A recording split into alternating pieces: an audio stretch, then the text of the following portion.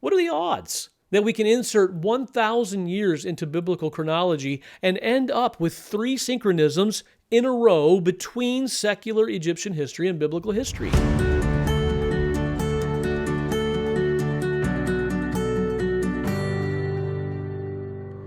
True stories are found in real-world history. The account of the Exodus is the story of God's work to redeem his people out from captivity, bringing them into the promised land, and through this nation to bring the Redeemer into the world. It presents the defining features of the nation of Israel's identity.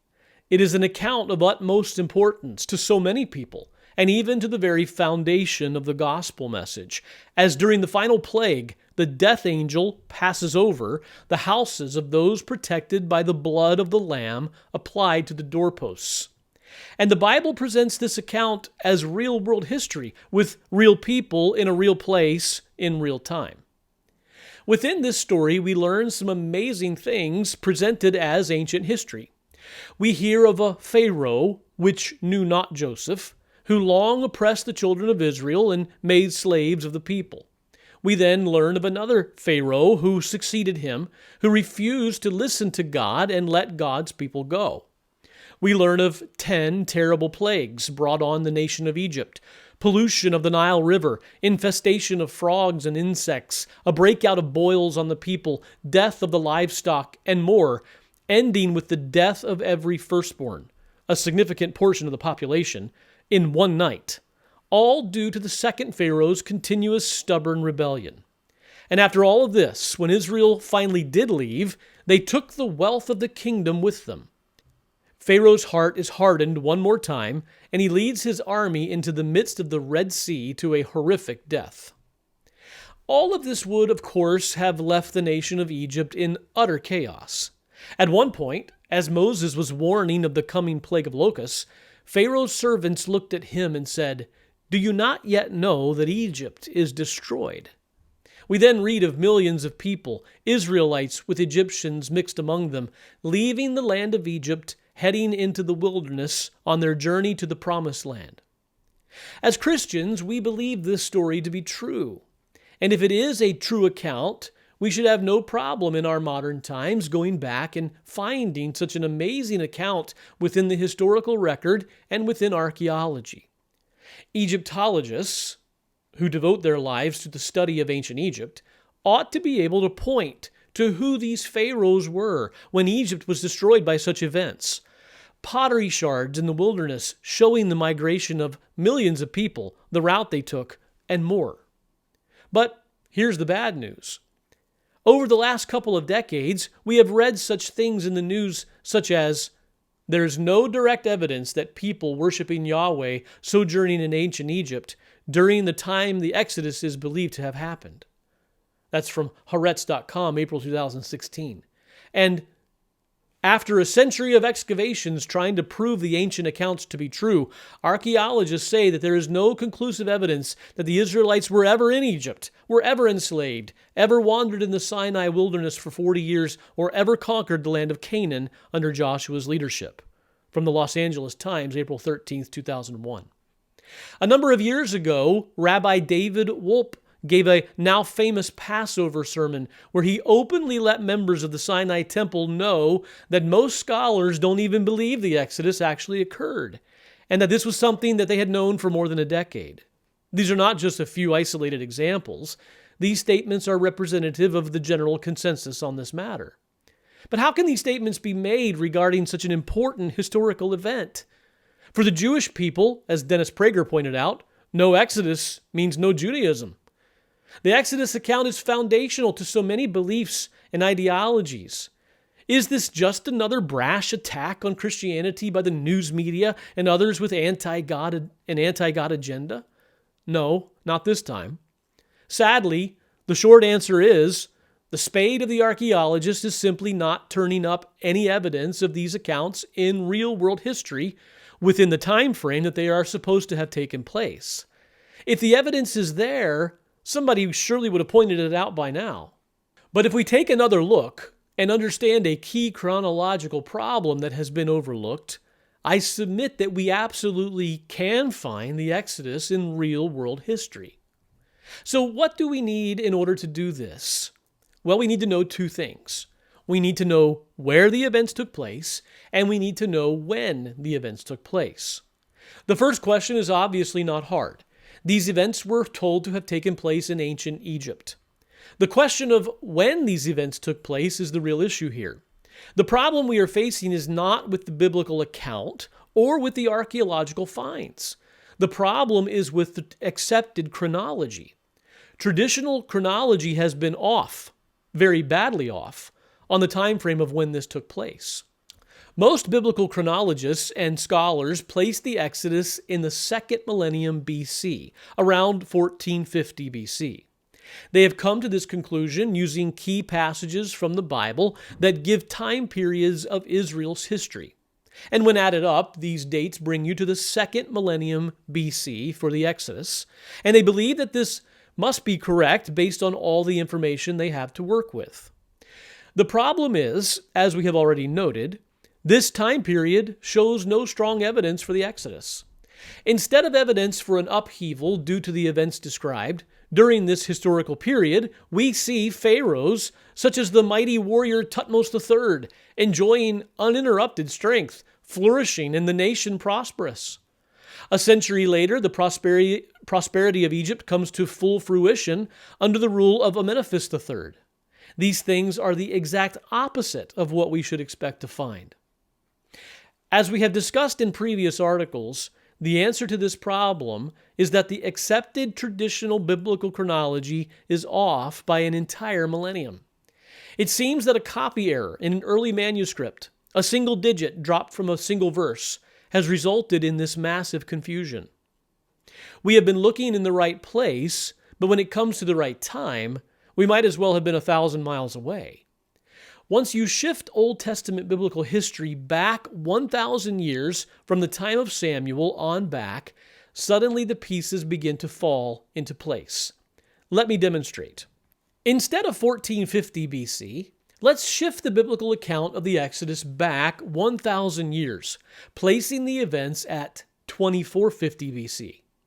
Now, obviously, inserting an entire millennium into biblical history should make a real mess out of everything, unless it's actually missing. If you have the wrong answer to a problem, you won't move from confusion to clarity. A wrong answer will only move you from confusion to further confusion. I plan to continue putting content out to demonstrate how this corrected chronology amazingly brings biblical history into harmony with secular history. But we're going to now look at 3 synchronisms. When the Exodus is placed at 2450 BC, what happens? Do we have clarity or confusion? Let's start with a very basic question. Was there an Egyptian civilization with reigning pharaohs at the date of 2450 BC? Well, yes. Secular history tells us that there was. So from there, we can proceed and see whether the missing millennium thesis is corroborated or falsified. So, synchronism number 1. The Pharaoh of the oppression. Now there arose up a new king over Egypt, which knew not Joseph. And he said to his people, Behold, the people of the children of Israel are more and mightier than we. And that's Exodus 1, 8, and 9. Who was this Pharaoh that oppressed and made slaves of the children of Israel? Is there anything about him that could give us a clue as to how to identify him? It is this Pharaoh that Moses is born under and was nearly killed by his infanticide, whose own daughter rescued and raised Moses, and from whom Moses flees after he kills an Egyptian. It was not until this Pharaoh dies that Moses returns to Egypt. Now it came to pass in the course of those many days that the king of Egypt died. Exodus 2:23. When Moses does return to Egypt, we learn that he is 80 years old. This means, if it is still the same Pharaoh that is in power, which is the natural reading of the story, that the Israelites suffered under this Pharaoh for nearly 100 years. This would certainly be a great way to help identify which Pharaoh this could be. We're looking for a Pharaoh in secular Egyptian history who ruled for more than 80 years. Were there any such pharaohs? Well, there are no pharaohs who ruled for 80 years or more in the second millennium BC, but there is one who ruled in the third millennium BC for well over 80 years. There is one ruler in all of Egyptian history who had a reign of this kind of length. His name was Pepi II, sometimes called Pharaoh II, who ruled for 94 years. Ancient Egyptian historian Manetho reported that he came to the throne at age 6 and died in his 100th year, having reigned for 94 years. He is also within the time frame that we are placing the Exodus with our adjusted biblical chronology, 1,000 years earlier than traditional chronology places the event. So we find one ruler with this length of a reign, ruling in Egypt and ruling in the third millennium at just the right time when our adjusted chronology would expect a very long reigning Pharaoh. Now, this is all very interesting, but probably not enough yet to make our case. So, synchronism number 2, the Pharaoh of the Exodus.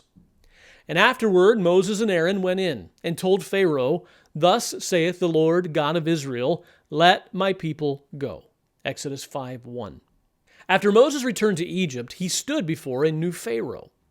Was there anything about him that could give us a clue as to how to identify him? Now, this fellow was just as oppressive as his predecessor, but it was short-lived. God was about to display his awesome power over this Pharaoh and his nation. Moses and Aaron requested that the people be allowed to observe a 3-day holiday in the wilderness that the Lord was requiring of them. But this Pharaoh states, "Who is the Lord, that I should obey his voice to let Israel go? I know not the Lord." What follows is a series of nationwide disasters on Egypt, with warnings from God and opportunities to avoid the disasters by complying with God's demands for letting the people go into the wilderness to sacrifice to him. As we spoke of earlier, Egypt is all but destroyed during this time, and this Pharaoh ends up drowning in the Red Sea along with his army. And the waters returned and covered the chariots and the horsemen and all the host of Pharaoh that came into the sea after them. There remained not so much as one of them. Exodus 14:28. This means the Pharaoh of the Exodus, the successor of Pepi II, should have a very short reign. Was this the case in history? Who was the successor of Pepi II? His name was Merenre Atyemsaf II. History does not record the manner of his death, but it does record that his reign lasted for 1 year only. Historian W. Stevenson Smith writes, Pharaoh II, or Pepi II, is followed in the Abydos list by a Merenre, who is also called Atyemsaf. The name is broken off in the Turin Canon, where length of reign is given as 1 year. The Bible speaks of a Pharaoh with an extraordinary long reign, followed by a Pharaoh with a very short reign. And there is no other such lineup of rulers in ancient secular Egyptian history than these two Pharaohs. But we have a third synchronism yet to go. Synchronism number 3, the collapse of Egypt. Then Pharaoh's servants said to him, "Do you not yet know that Egypt is destroyed?" Exodus 10:7. Knowing the destruction that took place during the 10 plagues that God brought on the nation of Egypt, would we not assume that these calamities would bring an overall collapse of that nation? This, combined with the wealth of the land walking out the gates with the slaves, the Pharaoh and his army drowned in the sea, and Egypt left without her slave labor force, surely the Exodus would have caused the complete and utter ruin of Egypt. Again, the problem with the traditional date of the Exodus, within the second millennium BC, is that we see Egypt's history displaying nothing like this. Pretty much the opposite of utter ruin is what one finds at the traditional date. In sharp contrast, when we look to the end of the reign of Merenre Atyemsaf II, we find our third synchronism. The old kingdom of Egypt comes to an abrupt end, the end of the 6th dynasty. And there begins a centuries-long interval of chaos, which scholars call the First Intermediate Period. Nicholas Grimmel, in his work A History of Ancient Egypt, states concerning this transition, "It was the collapse of the whole society, and Egypt itself had become a world in turmoil." The second millennium BC history of Egypt displays nothing even remotely like this. So what is the main takeaway here? There has been much debate and discussion over the years concerning when the Exodus took place. Of course, many questions could be brought up about what is being presented here. But the main takeaway here is to demonstrate that this test of inserting an entire millennium into the biblical chronology does not bring obvious confusion, as one would expect when doing such a thing. On the contrary, it actually presents a surprising and exceedingly unlikely harmony of secular Egyptian history and biblical history. What are the odds that we can insert 1,000 years into biblical chronology and end up with 3 synchronisms in a row between secular Egyptian history and biblical history? We have one monarch recorded in all of human history who reigned over 90 years, meeting the requirements of the biblical account, ruling over no other country than Egypt and at no other time than in the middle of the 3rd millennium BC. We see a monarch immediately following with a very brief reign, meeting the requirements of the biblical account, a unique pair of pharaohs, only happening once in ancient Egyptian history, back to back, beautifully fitting the Exodus account. And finally, immediately following the reign of these 2 monarchs, we find that Egypt enters into a time of utter chaos, and the great old kingdom collapses. All of this meeting the biblical requirements. And it doesn't stop here. In the future, we will see if there is any evidence for a great multitude of people wandering about in the desert during this same period of history. I hope you will stay tuned.